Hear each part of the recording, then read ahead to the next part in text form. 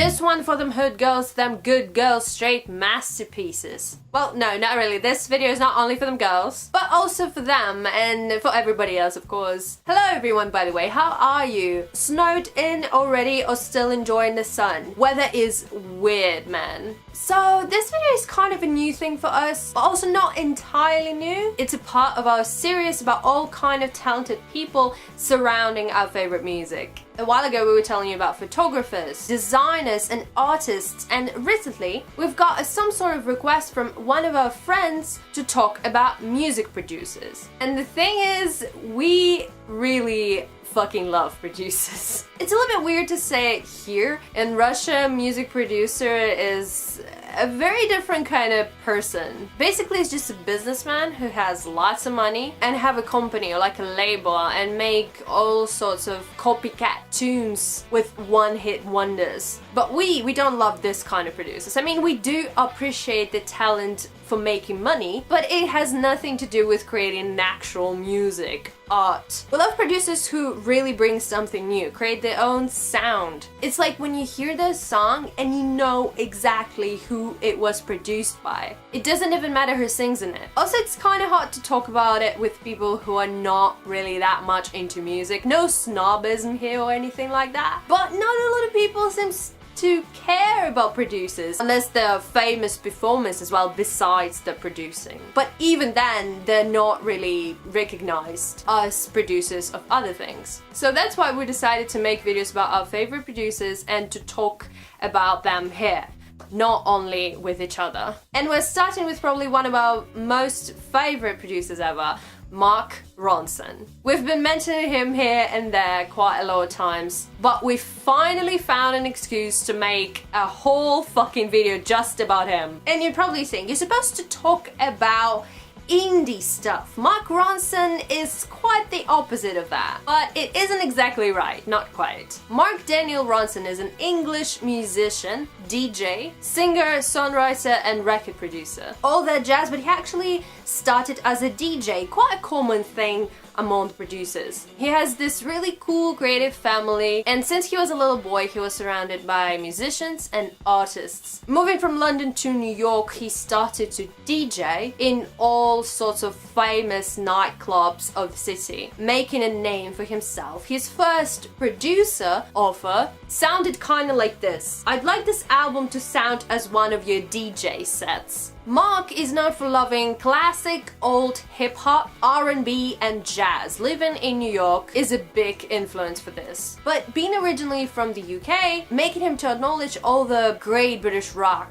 and use it as an inspiration as well. Mark's first album is described everywhere as quite a flop. In 2003, the year it was released, we were about 8-9 years old, so can't really recall it, but it seems like the album, even though it didn't score any charts positions and awards, was anyway quite critically acclaimed. It's named Here Comes the Fuzz, and oh boy, if you listen to it, you're gonna get such a huge noughties nostalgia. Even if you were a little baby back then. All these featured artists, disco mashed with rapping. Mark himself is rapping on the intro track. It's worth checking out just because of that and some of the cheesiest lyrics ever. It has Rivers Come of Wizard, one of the tracks. That's so 2003. He also sampled Sunny by Bonnie M several times there. It's like a thin red line going through the whole album. Quick off top here, if you're somewhat interested in sampling, history of it and all that, you should definitely watch Mark's TED Talk. We'll link it down below. One of the coolest TED Talks you ever see, our most favorite one. So back to the album. Sometimes it sounds very funny, but damn, it would be a great soundtrack for something like The Get Down Show on Netflix. One of the greatest shows, by the way. With this album, Mark scored his first record deal with the label Elektra.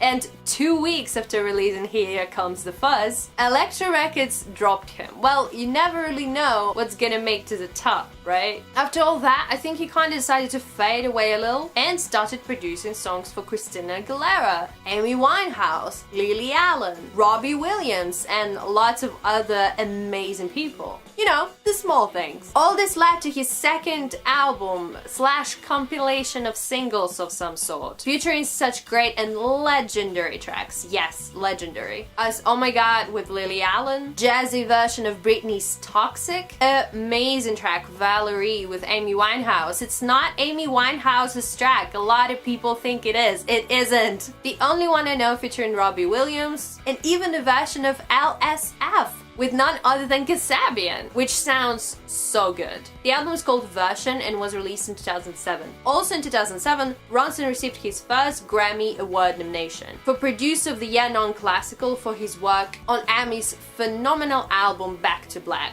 He won it and also shared 2 other Grammys with Amy for Best Pop Vocal Album and Record of the Year. Recently, this record turned 10 years, by the way. What a classic.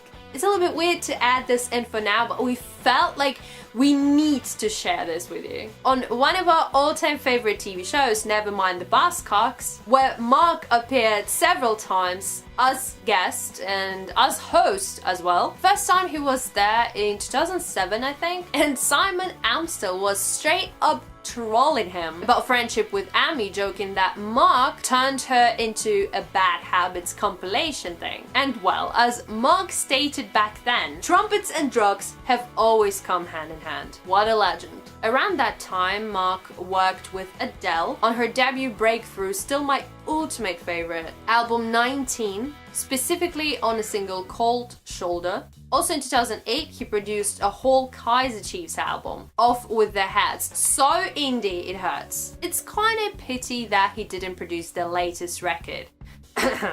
Then, in 2010, there's his third album release called Record Collection. After the first album, he really chilled the fuck down with album titles. With this one, he presented his band called The Business International. Again, this record featured some big indie and pop names. Boy George, Theophilus London, and on the deluxe there's a Major Lazer remix on one of the tracks. Big names dropping all over the place. Also in 2010 he produced a song for Michael Jackson for the posthumous album Michael. He submitted the track but it unfortunately did not make the final track listing. So far, even if you've never heard of Mark Ronson before, in 2014 you've definitely met his name pretty much everywhere, because it was the year of the Uptown Funk.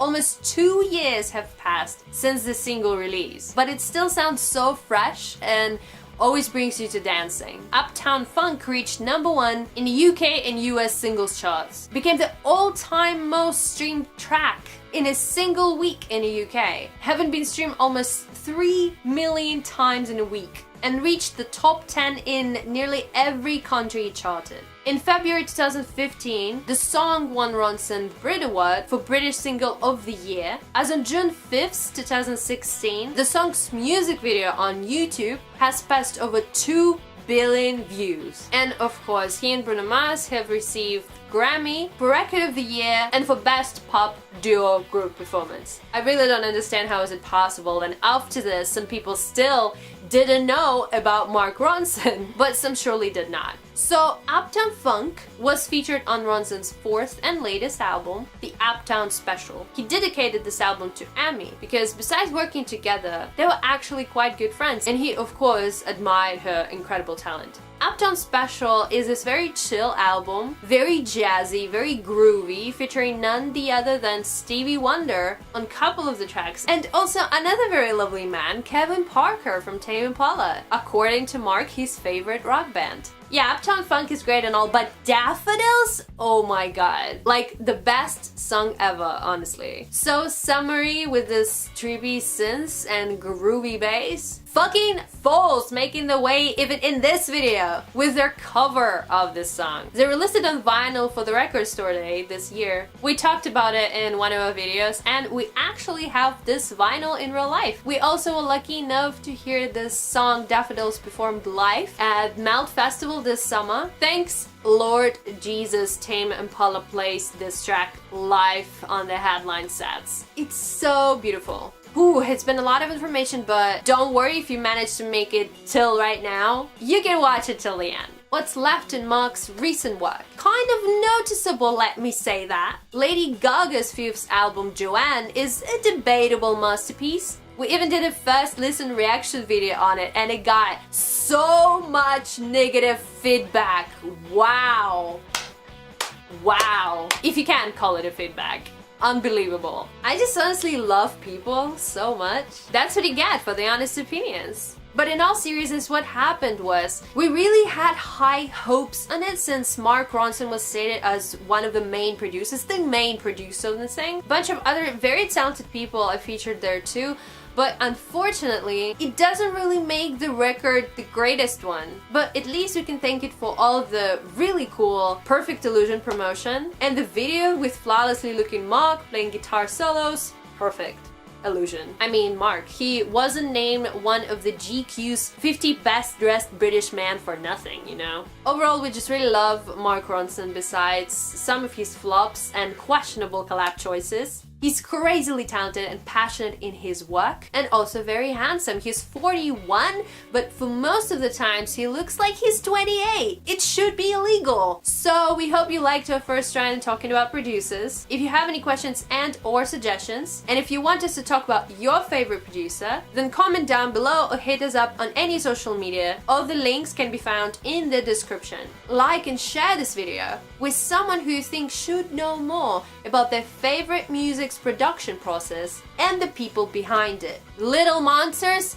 chill the fuck down already? Bring your fangirl power and something more meaningful than writing hate comments on YouTube. Oh, and in case of getting too hot during this video, call police and a fireman, or maybe just peace off.